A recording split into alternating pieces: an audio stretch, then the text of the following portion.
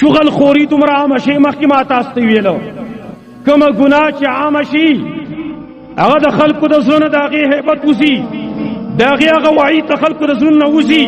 نن هر سړي له خوند دا ورکوي چې د بل خبره یې بل چاته نقل کړي نه وي، دا سره د شر او فساد اختلاف جوړ کړی نه وي، د له مزه نه ورکوي چې یاره څنګه دا خبره دا ځان سره پټه وساتم. خبرم کړي نه وي که نه شو خالصه شو پاساتې باندې خبره نشر کوو. بیا دي واټساپ والا دي فیسبوکیانو ته وګوره ته د راز خبره به د امانت خبره به د سکندونو په لحاظ باندې او بیا د شیر کړي. هېڅ حیا پکې نشته دې خلکو کې، هېڅ شرم پر دې خلکو کې نشته دی چې بلې تاسو جنګولی نه وي که نه ته له مزه نه ورکوي.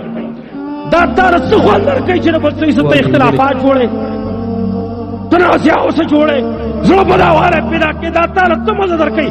دا ورورولي دا اخوت دا مینه محبت چاته لاړه دي مسلمانانو نه؟